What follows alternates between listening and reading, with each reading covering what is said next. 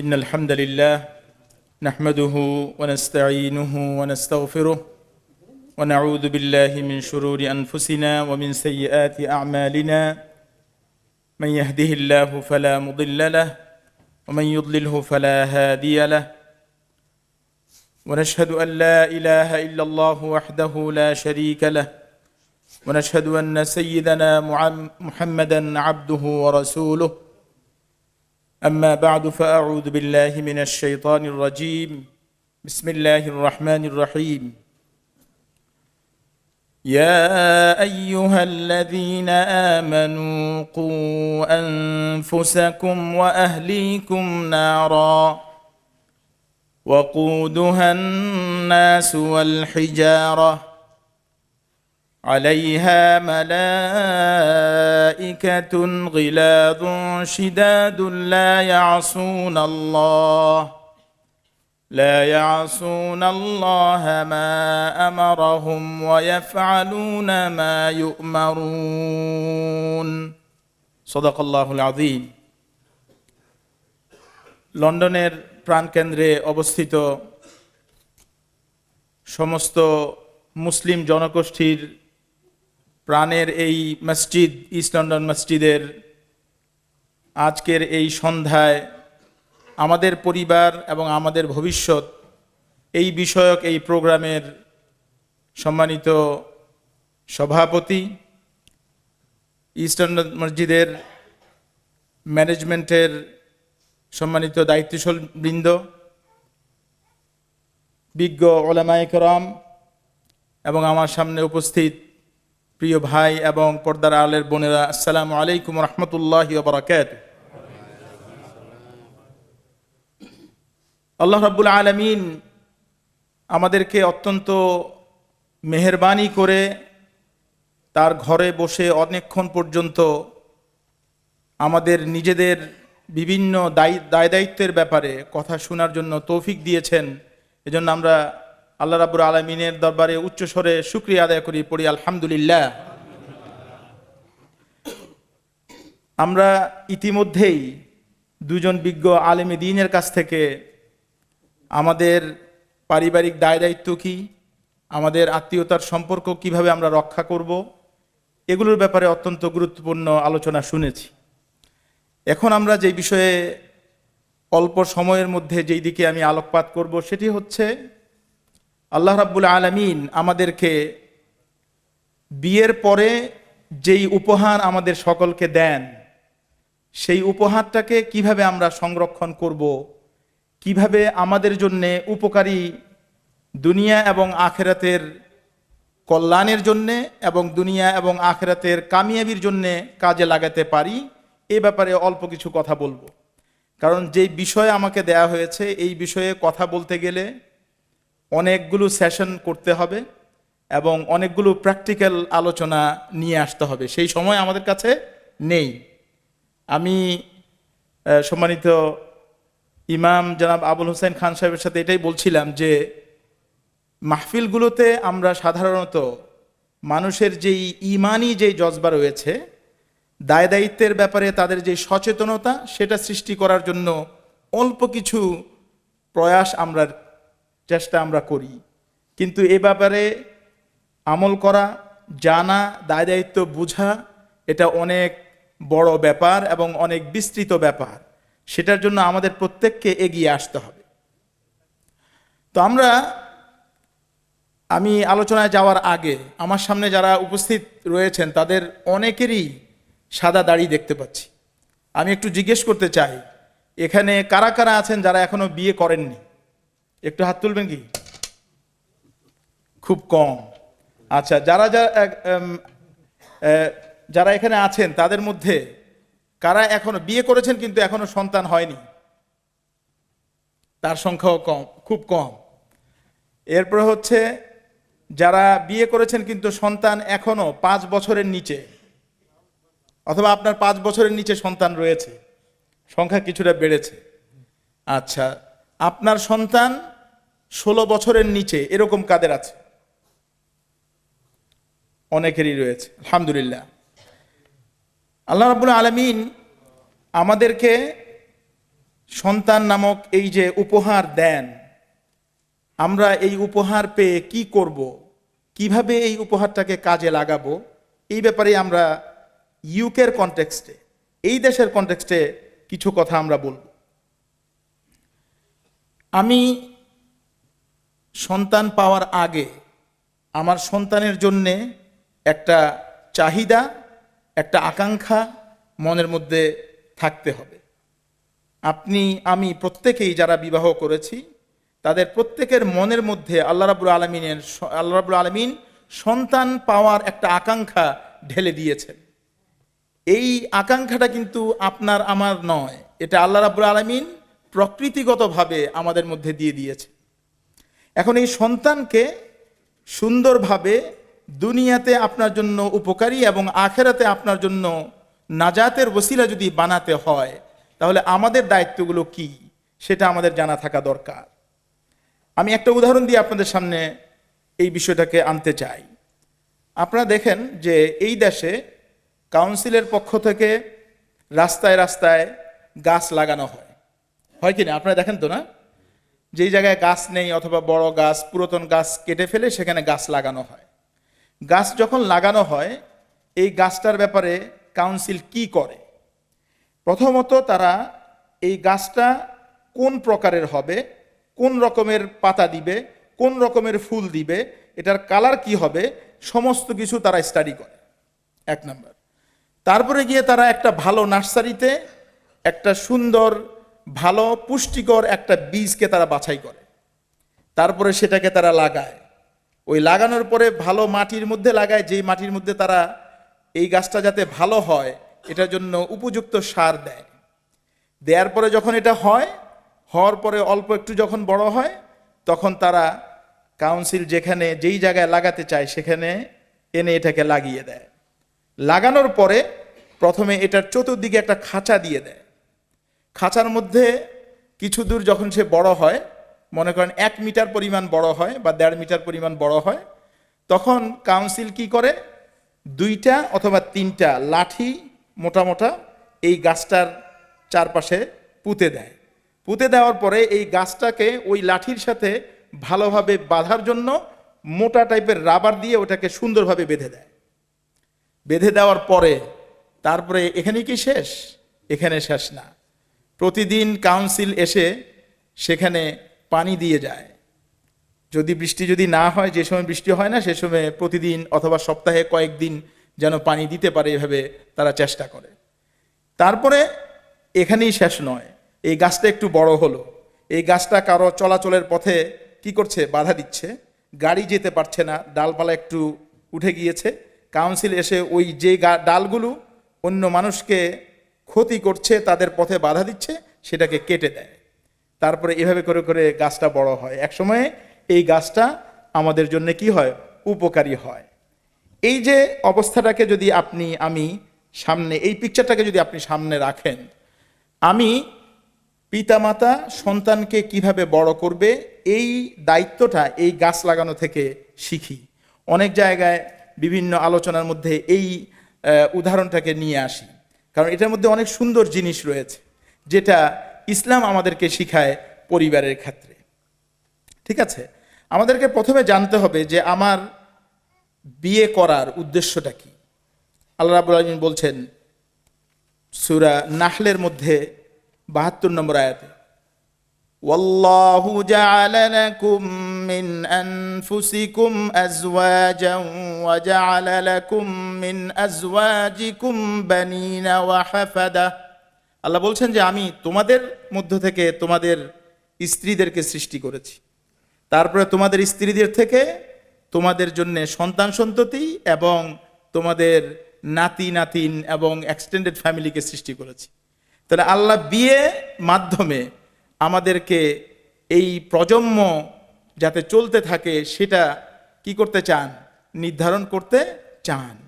এখন এই যে বিয়ে আমি করলাম, বিয়ে করার আগে যেভাবে কাউন্সিল বীজকে বাছাই করে, নির্বাচন করে, তার পূর্বে আমাদেরকে আমরা যেই জায়গায় আমাদের এই ফসলকে বুনবো সেটা কি বাছাই করা দরকার নাকি দরকার না?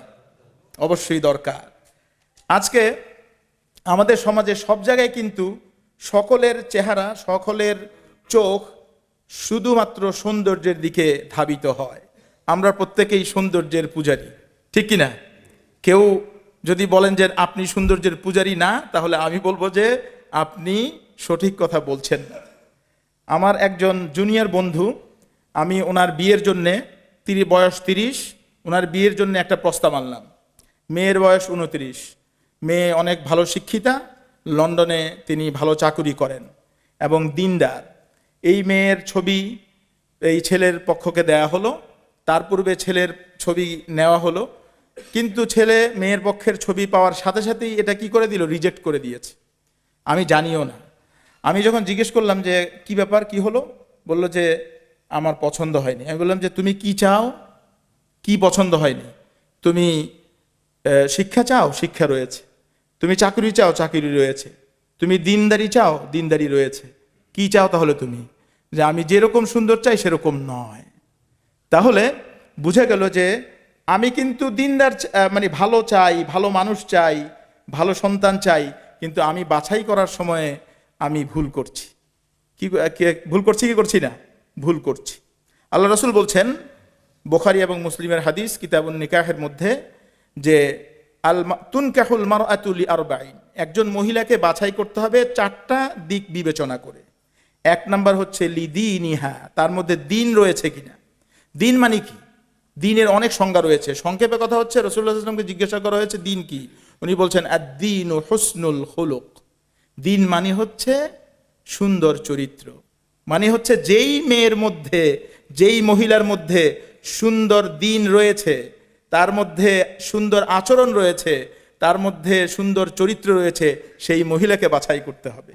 যেই ছেলেটার মধ্যে দিনদারি রয়েছে, সে সুন্দর না হোক ফিজিক্যালি, তাকে বাছাই করতে হবে। আল্লাহ রাসূল বলছেন, ইযা আতাকুম মান তারদাউনা দীনাহু ওয়া খুলুকাহু ফাযাওয়িজুহু, যে ব্যক্তি তোমাদের কাছে আসে সম্পর্ক করার জন্য, যদি তার দিনদারির ব্যাপারে তুমি সন্তুষ্ট হও, তাহলে তার কাছে মেয়ে বিয়ে দাও।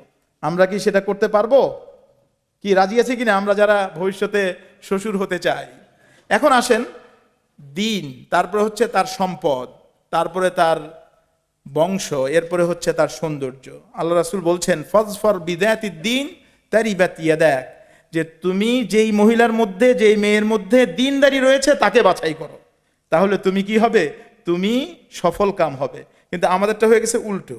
তাহলে আমরা বাছাই করার জন্য আমার সন্তানকে যার যেই জায়গায় আমি রাখবো সেটা আমাকে বাছাই করতে হবে। আল্লাহ রাসূল বলছেন যে তোমরা তোমাদের নুতফাকে, তোমরা তোমাদের স্পার্মকে, বীর্যকে যে জায়গায় ঢালবে সেই জায়গা বাছাই করে নাও। সুবহানাল্লাহ। তাহলে আমাদেরকে বাছাই করতে হবে। আমরা যারা পিতা রয়েছে আমাদেরকে বাছাই করতে হবে। এটা হচ্ছে আমি পিতা হিসেবে, আমি মাতা হিসেবে, আমি একজন যুবক এবং যুবতী হিসেবে আমার দায়িত্ব। আমি কাকে স্বামী হিসেবে গ্রহণ করছি, কাকে স্ত্রী হিসেবে গ্রহণ করছি, এটা আমাকে এখনই দেখতে হবে। তারপরে হচ্ছে এই সন্তান সন্ততি কিন্তু আপনি আমি আনতে পারবো না। আমরা যদি অনেক কান্নাকাটি করি, অনেক চেষ্টা করি, সন্তান কি আনতে পারবো? বহু মানুষ আছে যাদের একটা সন্তানও নেই। তাদের আকুতি, তাদের মিনতি যদি আপনি দেখেন, আপনার চোখে পানি ঝরবে। অনেক মানুষ আছে ছেলে আছে মেয়ে নেই, তাদের আকুতি দেখলে আপনার কান্না আসবে। অনেক আছে মেয়ে আছে ছেলে নেই। এই জন্য এগুলো আমাদের কোনো কিছু নয়। কে দেন? আল্লাহ রাব্বুল আলামিন দেন। আল্লাহর কাছে ভালো সন্তান চাইতে হবে। আল্লাহর কাছে কি করতে হবে? ভালো সন্তান চাইতে হবে। আপনি আমি কি ভালো সন্তান দিতে পারবো? পারবো না। আল্লাহ রাব্বুল আলামিন কোরআনে শিখিয়েছেন, সমস্ত পয়গম্বরেরা সবাই ভালো সন্তান চেয়েছেন। জাকারিয়া আলাইহিস সালাম বলছেন, কোরআনে কারীমে আল্লাহ বলছেন, রব্বি হাবলি মিন লাদুনকা যুররিয়াতান তাইয়্যিবাহ ইন্নাকা সামিউদ দুআ। হে আল্লাহ, আপনি আমাকে যুররিয়া তাইয়্যিবা, সৎ সন্তান দিন, ভালো সন্তান দিন।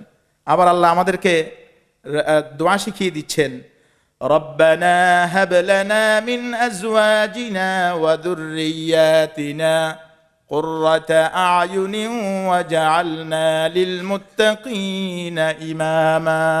সবাই পড়েন আমার সাথে, রব্বানা হাব লানা মিন আজওয়াজিনা ওয়া যুররিয়াতিনা কুররাতা আয়ুনিন ওয়াজআলনা লিল মুত্তাকিনা ইমামা।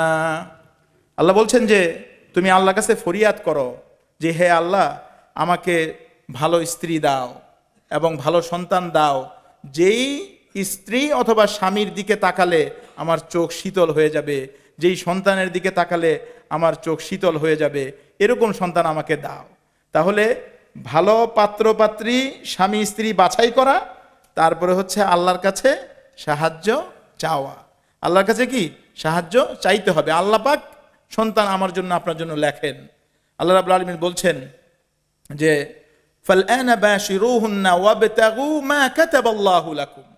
রমাদানের রাত্রেবেলা রমাদানের হুকুম আহকাম বর্ণনা করে আল্লাহ পাক শেষে বলছেন যে রাত্রেবেলা তুমি তোমার স্ত্রীর সাথে মেলামেশা করতে পারো, আর আল্লাহ তোমার জন্য যা লিখে রেখেছেন সেটা তুমি আল্লাহর কাছে চাও। মানে কি, অধিকাংশ মুফাসসিরিন কেরাম বলেছেন এটা মানে হচ্ছে তোমার জন্য আল্লাহ যে সন্তান রেখে দিয়েছেন সেই সন্তান তুমি আল্লাহর কাছে কি করো, কামনা করো। তাহলে আমাকে আপনাকে কি করতে হবে, আল্লাহর কাছে এই সন্তানকে কামনা করতে হবে এবং সন্তানের ভালো সন্তান চাইতে হবে। ভালো সন্তানের জন্য ভালো মা ভালো স্বামী কি করতে হবে, বাছাই করতে হবে। এখন এটার পরে আপনাকে আল্লাহ রাব্বুল আলামিন এই সন্তান দিয়ে দিলেন। সন্তান দিয়ে দেওয়ার পরে আপনার এরপরের দায়িত্ব কি? আল্লাহ রাব্বুল আলামিন এই দায়িত্বগুলো আমাদেরকে আল্লাহর প্রিয় হাবিবের মাধ্যমে কোরআনের মধ্যে এবং তার বাস্তব জীবনে অনেকগুলো দিক আমাদেরকে দেখিয়ে দিয়েছেন। আমরা সেগুলো থেকে কিছু কিছু জিনিস আপনাদের সামনে তুলে ধরবো ইনশাআল্লাহ। এই মানুষ যেই সন্তান জন্ম দেয়, মানুষের সন্তান শিশুদের সবচেয়ে লম্বা শৈশব। পৃথিবীর সমস্ত প্রাণীর থেকে মানুষ সবচেয়ে লম্বা শৈশব কাটায়। আপনি দেখেন যে একটা মুরগির বাচ্চা পেট থেকে বের হওয়ার, ডিম থেকে ফুটার সাথে সাথে সে তার সমস্ত কিছু নিজে থেকে করতে পারে। একটা গরুর বাচ্চা তার মায়ের পেট থেকে বের হওয়ার কিছুক্ষণ পরে কয়েকটা পাল্টি দিয়েই সে তার নিজের পায়ে দাঁড়িয়ে যায়। এভাবে সকল প্রাণী, তাদের কোনো ওই ধরনের শৈশব নাই যেখানে তাদের ন্যাপি চেঞ্জ করতে হবে, যেখানে তাদেরকে রাতের বেলা বাবা দাঁড়িয়ে দাঁড়িয়ে তাদের হিকাপ আনতে হবে, সেখানে তাদেরকে স্কুলে নিয়ে যেতে হবে। এরপরে অনেকে 16-17 বছর 20 বছর 21 বছর হয়ে যাওয়ার পরেও নিজের পায়ে দাঁড়াইতে পারে না। হ্যাঁ, লাইফ টাইম রেসপন্সিবিলিটি অনেকের কাঁধের উপরে চলে আসে না? তাহলে একমাত্র মানুষের সন্তান, একমাত্র বনি আদম সবচেয়ে লম্বা শৈশব কাটায়। এই লম্বা শৈশব কাটায়, এই জন্য আল্লাহ রাব্বুল আলামিন পিতামাতার উপরে অনেক বড় দায়িত্ব দিয়ে দিয়েছেন। রাসূলুল্লাহ সাল্লাল্লাহু আলাইহি সাল্লাম যে হাদিসটি বলেছেন, এটাও বুখারী মুসলিমে এসেছে যে কুল্লু মাউলুদিন ইউলাদু আলাল ফিতরাহ, প্রতিটি মানব সন্তান অত্যন্ত সুন্দর গুণ নিয়ে সে পৃথিবীতে আসে। ফাআবাওয়াহু ইউহাউইদানিহি আও ইউনাসসিরানিহি আও ইউমাজ্জিসানি, তার পিতামাতাই তাকে ইহুদি বানায় অথবা তাকে খ্রিস্টান বানায় অথবা তাকে মূর্তি পূজারক বানায়। রাসূলুল্লাহ সাল্লাল্লাহু আলাইহি ওয়াসাল্লাম বলছেন কামা তুনতিজুল বাহিমাতু বাহিমাতান জামআ, যেমনি ভাবে একটি পশু আরেকটা পরিপূর্ণ সুস্থ পশু জন্ম দেয়, ফাহাল তাহুসুনা ফীহি মিন জাদআ, তুমি কি এই পশুর মধ্যে কোনো ধরনের কমতি দেখতে পাও না। মানেটা হচ্ছে যে মানুষকে আল্লাহ রাব্বুল আলামিন পরিপূর্ণতা দিয়ে পৃথিবীতে পাঠান। কিন্তু এই হাদিস দ্বারা কি আমরা শিখি? ইমাম গাজালি রাহিমাহুল্লাহ উনি তার ইহয়া উলুমিদ্দিনের মধ্যে অনেক বড় চ্যাপ্টার লিখেছেন যে মানুষকে কিভাবে বড় করতে হবে, বাচ্চাদেরকে কিভাবে শিখাতে হবে, একটা পরিবারের দায়িত্ব কি, একজন শিক্ষকের দায়িত্ব কি এবং সমাজের দায়িত্ব কি এই সন্তানদের প্রতি। তিনি এটা অনেক গুরুত্বপূর্ণ আলোচনা করেছেন। সেখান থেকে উনি বলছেন যে কুল্লু মাউলুদিন ইউলাদু আলাল ফিতরা, মানেটা কি? মানে হচ্ছে শিশুরা, সন্তানেরা তারা হচ্ছে এমন জিনিস যারা তাদের গায়ের মধ্যে কোনো ধরনের কোনো ত্রুটি এবং কোনো বিচ্যুতি থাকে না এবং কোনো ধরনের কোনো অন্যায় তাদের মধ্যে থাকে না, কিন্তু আবার তারা এমন যারা সমস্ত অন্যায় এবং সমস্ত কিছু নিজেদের মধ্যে নিতে পারে, এই কার্যকারিতা এবং এই সক্ষমতা তাদের মধ্যে রয়েছে। আপনি যেমন মনে করেন যে আপনার সামনে যদি একটা মাটির দলাকে রাখা হলো অথবা আপনাকে আটার একটা দলা আপনার সামনে রাখা হলো, যেটাকে ডো বলা হয়, এটার মধ্যে আপনি যদি দেখেন যে কোনো ধরনের কোনো ময়লা নেই, কিন্তু আপনি যদি এটাকে খোলা রেখে দেন, এই ময়লার ডোয়ের মধ্যে সমস্ত ময়লা এটা গ্রহণ করার মতো তার কি রয়েছে, তার মধ্যে সেই অবস্থা রয়েছে, এ সকল ময়লাকে সে নিবে। ঠিক তেমনিভাবে আল্লাহ রাব্বুল আলামিন একটা পরিচ্ছন্ন একটা সন্তান আপনাকে দেন, আর এই সন্তানকে ভালো করার দায়িত্ব আপনার, আবার খারাপ করার দায়িত্ব আপনার। এই হাদিস দ্বারা রাসূলুল্লাহ সাল্লাল্লাহু আলাইহি ওয়াসাল্লাম বুঝালেন যে তুমি বাবা, তুমিই তাকে মুসলমান বানাতে পারো, তুমিই তাকে ইহুদি বানাতে পারো, তুমিই তাকে খ্রিস্টান বানাতে পারো। তার মানে হচ্ছে আল্লাহ পাক তোমার কাছে দিয়ে দিয়েছেন, এখন তুমি কি বানাতে চাও এটা তোমার দায়িত্ব। তুমি যদি দায়িত্ব পালন করো তাহলে সে হবে, আর যদি দায়িত্ব পালন না করো তাহলে সে হবে না। তাহলে এখানে সন্তানকে ভালো করার জন্যে, উপকারী হিসেবে পাওয়ার জন্যে যেমনিভাবে ভালো মা বাবা বাছাই করা দরকার, দোয়া করা দরকার, এবং তাদের জন্যে সুন্দর ব্যবস্থাপনা করা দরকার। এর পাশাপাশি আরেকটা দায়িত্ব হচ্ছে তাদের তারবিয়াতের ব্যবস্থা করা দরকার। এজন্য কবি বলছেন, লাইসাল ইয়াতীমুল্লাযী ক্বাদ মাতা ওয়ালিদুহু ওয়ালাকিন্নাল ইয়াতীমা ইয়াতীমাল ইলমি ওয়াল আদাবি। যে ইয়াতীম ওই ব্যক্তি নয়, আমরা জানি যে ইয়াতীম মানে কি, যার বাবা নাই মা নাই, কিন্তু কবি বলছেন যে না, ওই ব্যক্তি এতিম নয় যার বাবা মা মারা গিয়েছে, বরং সে হচ্ছে আসলে এতিম যার শিষ্টাচার নেই, আদব নেই। আবার মিশরের জাতীয় কবি আহমদ শওকী তিনি বলছেন, লাইসাল ইয়াতীমু মান ইনতাহা আবাওয়াহু মিন হাম্মিল হায়াতি ওয়া খাল্লাফাহু যালিলা। ওই ব্যক্তি এতিম নয় যার বাবা মা চলে গিয়েছে এবং তাকে নিরুপায় হিসেবে ছেড়ে দিয়ে গিয়েছে। ইন্নাল ইয়াতীমা হুয়াল্লাযী তালাক্কা লাহু উম্মান তাখাল্লাত আও আবান মাশগুলা। আসল ইয়াতীম হচ্ছে ওই ব্যক্তি যার মা আছে কিন্তু মা তার দায়িত্ব পালন করেনি, আর বাবা আছে কিন্তু বাবা এত ব্যস্ত যেই বাবা থেকেও ওই বাচ্চা কি ইয়াতীমের মতো। আজকে এই ধরনের ইয়াতীমের সংখ্যা কি কম না বেশি বলেন? অনেক বেশি। আপনারা সবাই স্বীকার করলেন, আমি আপনাদেরকে মানে স্বীকার করানোর জন্য ঘুষ দেই নাই তো, বা ফোর্স টোস করি নাই তো, হ্যাঁ, কিন্তু আপনারা নিজেরাই স্বীকার করেছেন যে এই ধরনের ইয়াতীমের সংখ্যা আমাদের সমাজে বেশি।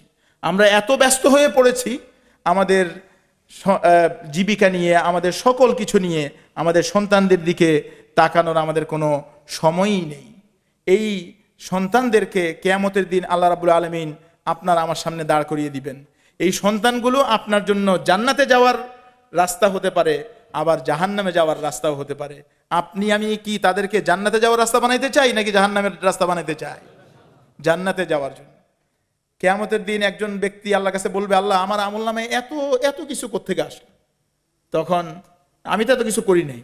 আল্লাহ রাব্বুল আলামিন বলবেন যে তোমার জান্নাতে তোমার দারাজা উপরে চলে গিয়েছে তোমার সন্তানেরা যাদেরকে দুনিয়াতে রেখে এসেছো তাদের দোয়ার কারণে। সুবহান।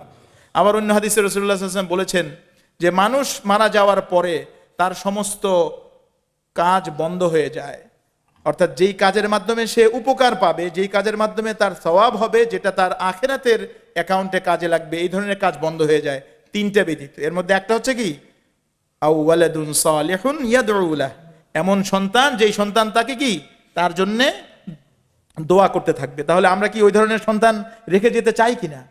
আমরা রেখে যেতে চাই। তাহলে আমাদের দায়িত্ব পালন করতে হবে। এজন্যে আমাদের এই দায়িত্ব পালনের ক্ষেত্রে কি কিভাবে আমরা দায়িত্ব পালন করতে পারি, আমি দায়িত্বগুলো কি এটাতে যাওয়ার আগে দিয়ে আমরা কিভাবে দায়িত্ব পালন করতে পারি সেটা আমরা একটু দেখি।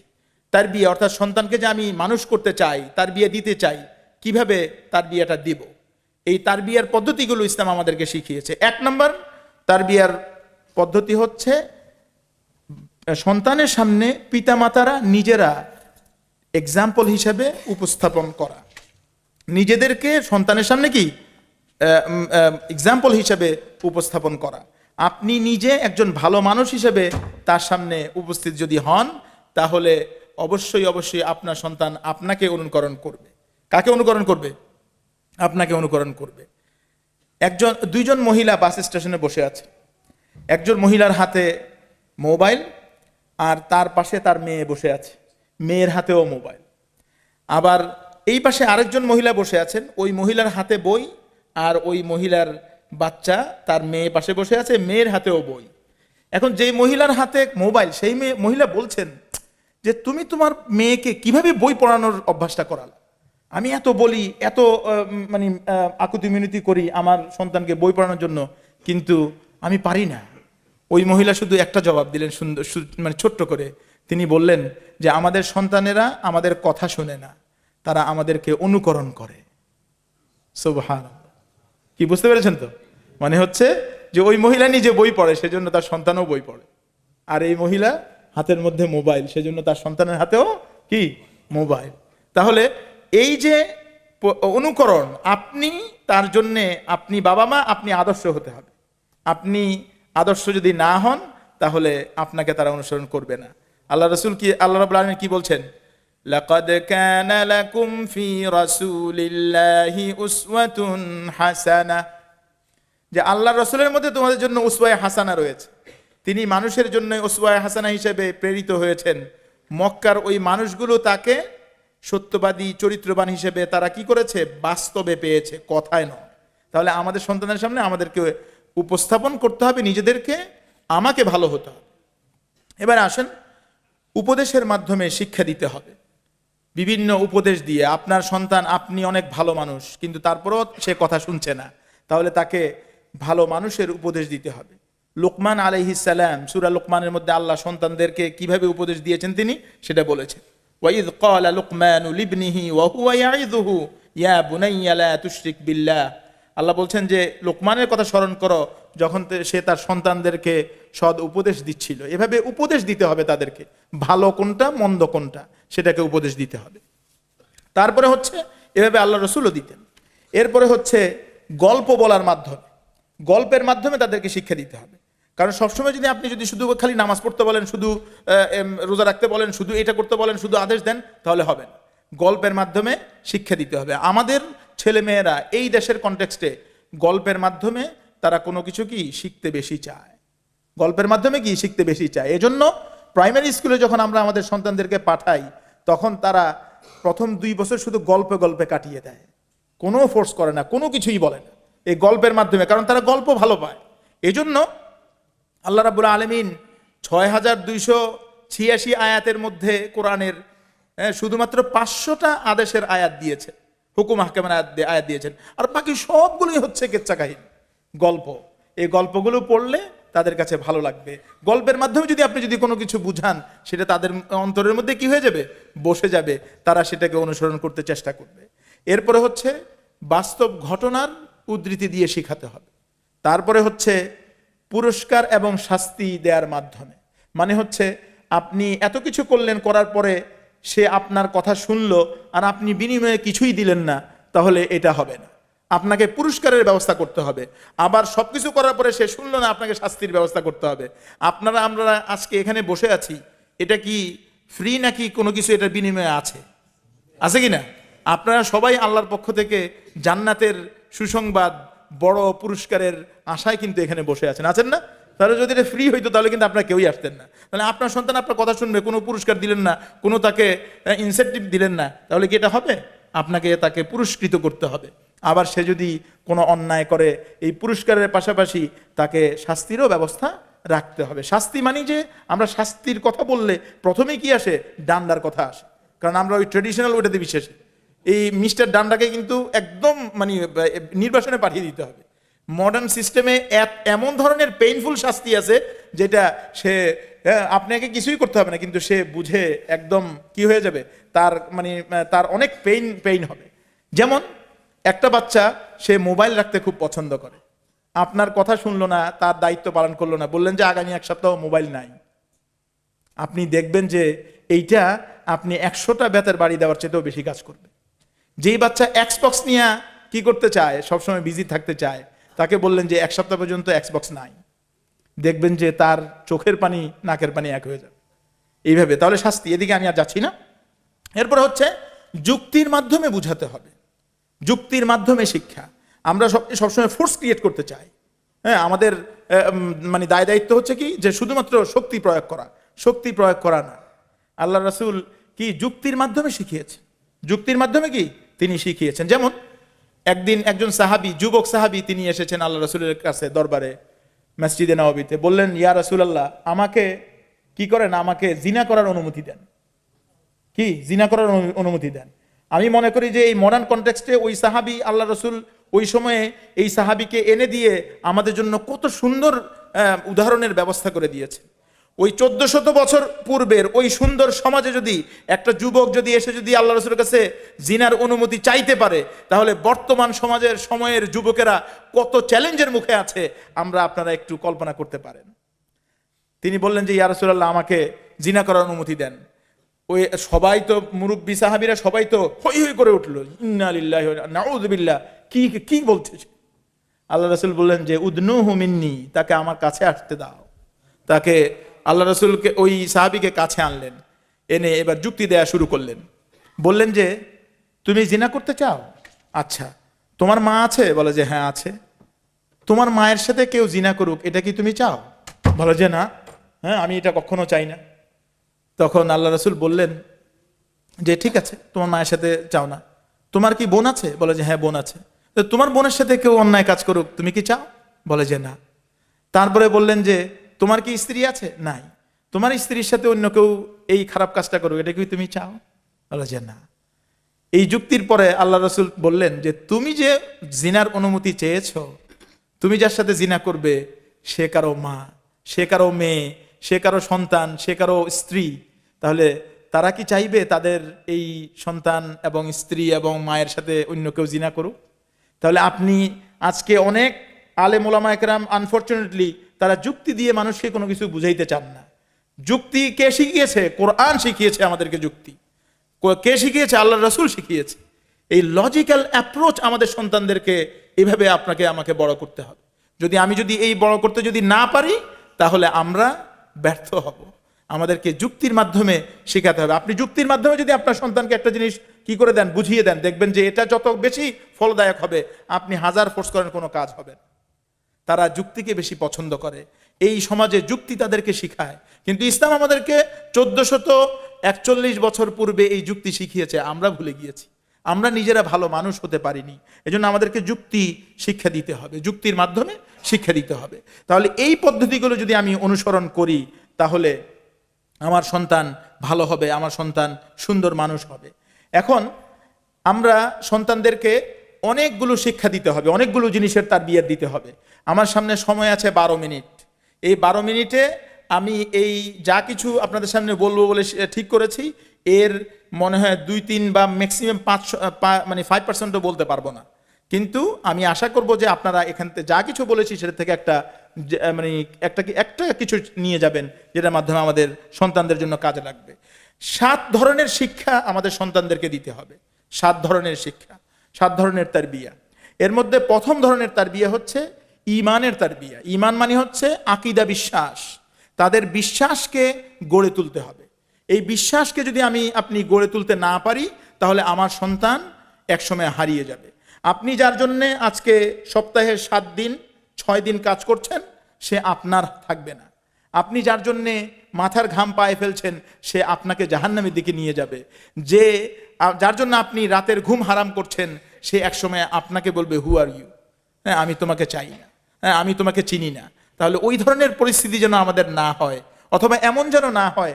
অনেক মায়েরা আমাদের কাছে আসেন, বলেন যে হুজুর, আমি এমন সন্তানের মা হয়েছি যেই সন্তান আমি চাই যে তার মুখ দেখার আগে যেন আল্লাহ যেন আমাকে দুনিয়া থেকে নিয়ে যান। নাউযুবিল্লাহি মিন যালিক। এভাবে অনেক মা আছেন, আক্ষেপ করেন। ওই সন্তানদের জন্য অত্যন্ত দুঃখের যারা এই ধরনের কষ্ট মা বাপদেরকে দেয়। কিন্তু এই কষ্ট মা বাপ পাওয়ার আগে মা বাপের আত্মসমালোচনা করতে হবে যে সঠিক সময়ে সঠিক কাজটা করেছিলাম কিনা। হ্যাঁ, এক লোক ওনার ছেলেকে জোহরের নামাজের সময়ে আসসালাতু খায়রুম মিনান নাওম বলে জাগাচ্ছে। ছেলে কি হাসবে নাকি কাঁদবে? আসসালাতু খায়রুম মিনান নাওম কোন নামাজে দেওয়া হয়? ফজরের সময়। তার মানে কি বুঝতে পারছেন তো? হ্যাঁ, ফজরের সময়ে আসসালাতু খায়রুম মিনান নাওম বলতে হবে, জোহরের সময় বলতে হবে না। তার মানে হচ্ছে আপনার সন্তান যখন ছোট, তখনই তাকে তারবিয়াত দিতে হবে। এই তারবিয়াত দেওয়ার জন্য প্রথম হচ্ছে তার ঈমানকে গড়ে তুলতে হবে। এজন্য আল্লাহ রাসূল বলছেন ইবনে আব্বাস রাদিয়াল্লাহু তাআলা থেকে, যে ইফতাহু আলা সুবিয়ানিকুম আউওয়ালা কালিমাতিন বিলা ইলাহা ইল্লাল্লাহ। তোমরা তোমাদের সন্তানদেরকে লা ইলাহা ইল্লাল্লাহ প্রথমে শিক্ষা দাও। তার মানে আপনার সন্তান যখন থেকে বলা শুরু করবে, আপনি তাকে বলবেন বলো লা ইলাহা ইল্লাল্লাহ, আল্লাহ ছাড়া আর কেউ নাই, তিনি তোমাকে সৃষ্টি করেছেন। এজন্য সন্তান জন্মগ্রহণ করার পরে আমরা কি করতে হয়? ডান কানে আজান দিতে হয়, বাম কানে কি দিতে হয়? একামত দিতে হয়। আমি ওই আজান, একামত, আকিকা এগুলোর দিকে যাচ্ছি না, এগুলো আপনারা সবাই জানেন, আপনারা করবেন, কোনো সমস্যা নেই। কিন্তু মৌলিক যে কাজটা করতে হবে সেটা হচ্ছে যে তার আকীদা, বিশ্বাসকে কি করতে হবে? আমাদেরকে গড়ে তুলতে হবে। এরপরে হচ্ছে কোনটা ভালো, কোনটা মন্দ, কোনটা আল্লাহর আদেশ, কোনটা আল্লাহর নিষেধ, এটা তাকে শিক্ষা দিতে হবে। এটা তাকে কি করতে হবে? শিক্ষা দিতে হবে। এরপরে হচ্ছে 7 বছর বয়সেই তাকে নামাজের জন্য, ফরজ ইবাদতগুলোর জন্য তাকে কি করতে হবে? আদেশ দিতে হবে, নামাজের সাথে তার সম্পর্ক জুড়ে দিতে হবে। এরপরে হচ্ছে তাকে আল্লাহর রসুলের মহাব্বত এবং তার ফ্যামিলির মহাব্বত এবং কোরআনের তালিম দিতে হবে, কোরআনের শিক্ষা কি করতে হবে? দিতে হবে। সাহাবা একরাম কি করতেন? যেমন সাদ বিন আবি ওয়াক্কাস রাদিয়াল্লাহু তাআলা আনহু, তিনি বলেন যে কুন্না নুআল্লিমু আওলাদানা মাগাজি রাসূলুল্লাহ সাল্লাল্লাহু আলাইহি ওয়াসাল্লাম কামা নুআল্লিমুহুম সূরাতান মিনাল কোরআন, যে আমরা আল্লাহর রসুলের যেই কাহিনী আছে, যেই সিরাত আছে, এটা আমাদের সন্তানদেরকে শিখাতাম এবং কোরআনে কারীমের তেলাওয়াত আমরা শিক্ষা দিতাম। এভাবে এই জিনিসগুলো আমাদেরকে কি করতে, মানে শিক্ষা দিতে হবে। এখন আপনি আমি এই যে আমার সন্তানের মধ্যে এই যে ঈমানি চেতনা এবং ঈমানের বীজ বপন করার জন্য যে চেষ্টাটা করব, কিভাবে করব? 1 নম্বর পদ্ধতি হচ্ছে পৃথিবীর আশেপাশে যত সৃষ্টি আছে, এই সৃষ্টিগুলো কে করলেন, কিভাবে করলেন, এটা তাকে বুঝাইতে হবে। আল্লাহ রাব্বুল আলামিন বলছেন, ইন্না ফি খালকিস সামাওয়াতি ওয়াল আরদি ওয়া ইখতিলাফিল লাইলি ওয়ান নাহার লাআয়াতিল লিউলিল আলবাব, নিশ্চয়ই আসমান এবং জমিনের সৃষ্টির মধ্যে যারা জ্ঞানী তাদের জন্য অনেক নিদর্শন রয়েছে। আল্লাহ বলছেন অন্য আয়াতে, ফালয়ানজুরিল ইনসানু মিম্মা খুলিক, মানুষের দেখা উচিত যে সে কিসের থেকে সে সৃষ্টি হয়েছে। আপনার সন্তানকে যে বলতে হবে যে তুমি যে এত বড়াই করছো, তুমি অনেক বড় হবে, কিন্তু তোমার মূল কি? তোমার মূল হচ্ছে এই ছোট্ট একটা নোতফা। তোমাকে কে বানিয়েছেন? আল্লাহ বলছেন ফালয়ানজুরিল ইনসানু ইলা তাআমি, প্রত্যেকটা মানুষের তার খাবারের দিকে তাকানো উচিত, এই খাবারটা কোত্থেকে আসে। আল্লাহ পাক এগুলো, এই মৌলিক বিষয়গুলো তাকে শিক্ষা দিতে বলেছে। আপনি প্রথম থেকেই এগুলো তাকে শিক্ষা দিবেন, তাহলে সে ভবিষ্যতে গিয়ে নাস্তিক হবে না, ভবিষ্যতে গিয়ে হবে না এইথিস্ট হবে না। আল্লাহ বলছেন আফালাম ইয়ানজুরু ইলাস সামাই ফাওকাহুম কাইফা বানাইনাহা ওয়া যায়্যানাহা ওয়া মা লাহা মিন ফুরুজ, তারা কি আসমানের দিকে তাকায় না? আমি কিভাবে এটা সৃষ্টি করেছি, এখানে কিভাবে আমি সমস্ত তারাগুলোকে দিয়েছি এবং এর মধ্যে কোনো ফাঁক ফোকর রাখিনি, এটা কি তারা দেখে না? তার মানে আল্লাহ রাব্বুল আলামিন এখানে বলছেন যে তুমি এগুলো তাদেরকে শিক্ষা দাও, তুমি চিন্তা করো। তাহলে আমাকে এই আকীদাকে, তার স্রষ্টাকে, সে কোত্থেকে এসেছে, এটা শিক্ষা দিতে হবে। এরপরে হচ্ছে সন্তানের মনের মধ্যে আল্লাহর ভয় এবং আল্লাহর উপস্থিতি, এটা একেবারে ভালোভাবে ঢুকিয়ে দিতে হবে। ভালোভাবে কি করতে হবে? ঢুকিয়ে দিতে হবে। তার মানে হচ্ছে সে যেখানে যায় সেখানে যেন আল্লাহকে দেখতে পায়, সেখানে যেন সবসময় কি আল্লাহর উপস্থিতি সে দেখতে পায়। আমি আমার মেয়েকে সেদিন জিজ্ঞেস করছিলাম যে মা, তোমাকে যে আমি ভালো কাজ করতে বলি তুমি কেন করো? বলে যে তুমি বলো সেজন্য। তারপর আর কেন? বলে যে আল্লাহ পাক মানে আমাদের সাথে ফেরেশতা রয়েছেন, এই ফেরেশতার জন্য। তো আমি বললাম যে ফেরেশতা কোথায়? বলে যে 2 কাঁধে ফেরেশতা রয়েছে। তো আমি বললাম যে তুমি কি চিন্তা করতে পারো যে এই 2 ফেরেশতাকে আমি তোমার কাঁধ থেকে বের করে দিয়ে তোমার পাশে 2 জন বডিগার্ড হিসেবে কাগজ কলম নিয়ে যদি লাগাই দেই, তারা 2 জন বডিগার্ড হিসেবে তোমার সাথে সবসময় হাঁটবে, তোমার অবস্থাটা তখন কি হবে? সে অনেক চিন্তায় পড়ে গেছে। অনেক বলে যে এখন তো আমি অনেক সময় এই ফেরেশতারা আছে কিনা এটা আমি জানি না, উপলব্ধি করি না, কিন্তু ওইভাবে যদি হইতো তাহলে আমি সারাক্ষণই ভালো কাজের মধ্যে থাকতাম। তাহলে দেখেন এই যে আল্লাহ পাক আমাদের সবার সাথে 2টা ফেরেশতা আছে না, কিন্তু তারপরেও আমি মিথ্যা কথা বলি কিনা, তারপরেও আমি চুরি করি কিনা, তারপরেও আমি নামাজে ফাঁকি দেই কিনা, তারপরেও আমি অন্যায় করি কিনা। কারণ কি? কারণ আমি ওই সময়ে এই 2 ফেরেশতার উপস্থিতি ভুলে যাই। আল্লাহ পাক আমাদেরকে স্মরণ করার তৌফিক দান করুক। তাহলে আমাদের সন্তানদের অন্তরের মধ্যে ঢুকিয়ে দিতে হবে যে তোমাকে সর্বদা কে দেখছেন? আল্লাহ দেখছেন। তুমি রুমের মধ্যে একা থাকবে, তোমার কাছে মোবাইল থাকবে, আমি থাকবো না, তোমাকে কিন্তু কে থাকবে? আল্লাহ থাকবে। তুমি বিশ্ববিদ্যালয়ে যাবে, সেখানে তোমার সাথে তোমার সহপাঠিনী থাকবে, সেখানে তোমার সহপাঠিনীর সাথে তোমার কি আচরণ হবে ইসলাম অনুযায়ী সেটা অন্য কেউ দেখবে না, তোমার বাবা মা তোমার সাথে যেতে পারবে না, কিন্তু সেখানে আল্লাহ তোমার সাথে অবশ্যই থাকবেন। সেখানে তোমার দুই কাঁধের মধ্যে ওই ফেরেশতা তোমাকে দেখবেন, তারা লিখছেন যে তুমি কি করছো। এই হিকমত, এই বীজ তার মধ্যে দিয়ে দিতে হবে। এটা দেওয়ার দায়িত্ব আপনার আমার। এটা দেওয়ার দায়িত্ব কার? আপনার আমার। আল্লাহ রাসূলের সাহাবীগণ এবং আল্লাহ রাব্বুল আলামিন এইভাবে আমাদেরকে শিক্ষা দিয়েছেন। আল্লাহ রাসূল হাদিসে জিবরীলের মধ্যে কি বলছেন যে আনতা আবুদাল্লাহা কাআন্নাকা তারাহ ফাইন লাম তাকুন তারাহু ফাইন্নাহু ইয়ারাক, যে তুমি আল্লাহকে এমন ভাবে হাজির নাজির জেনে ইবাদত করো যেন কেমন যেন তুমি তাকে সামনে দেখছো।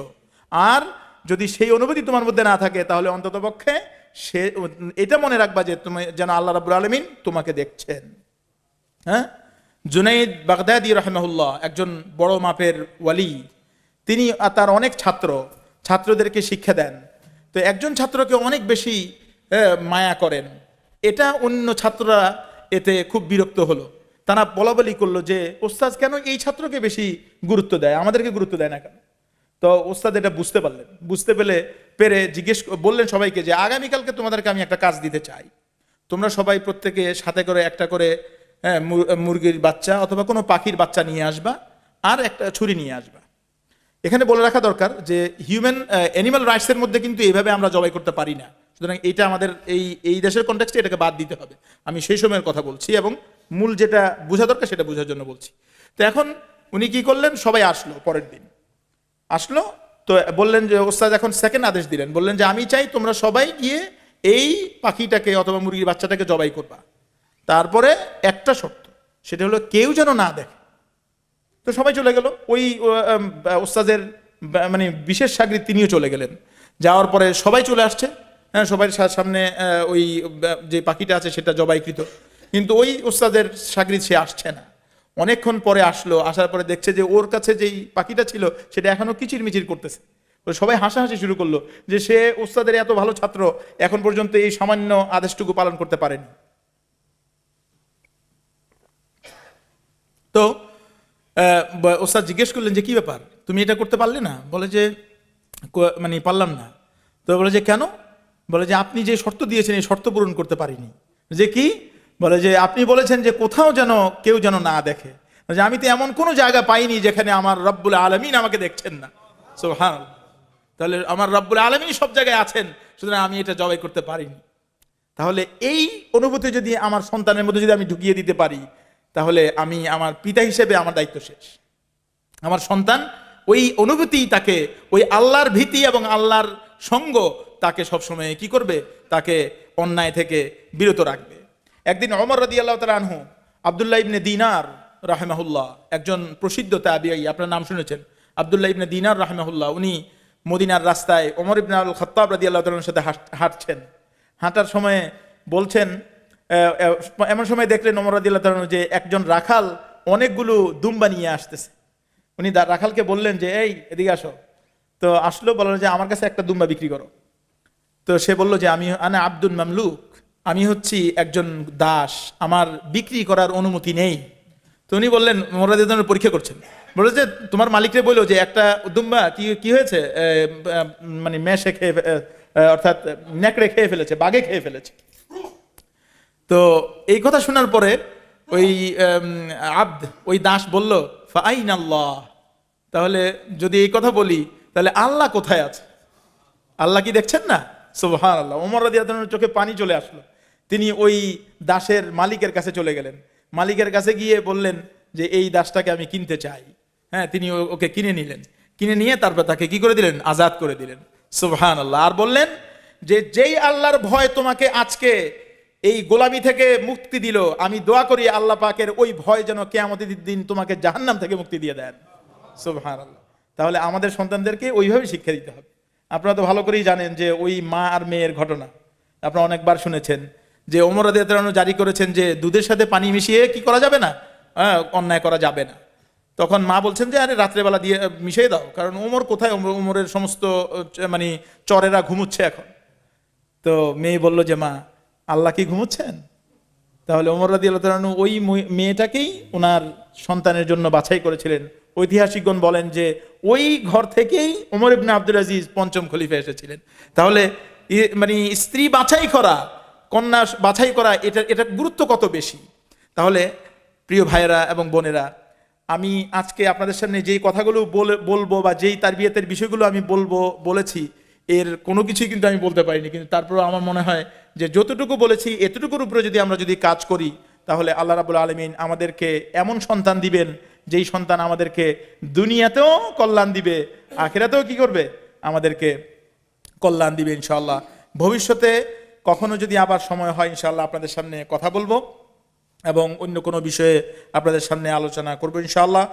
আমি শুকরগুজার হচ্ছি ইস্ট লন্ডন মসজিদ কর্তৃপক্ষের, যারা আমাকে আজকে আপনাদের সামনে কথা বলার সুযোগ দান করেছেন। আল্লাহ পাক ওনাদেরকে কবুল করুন।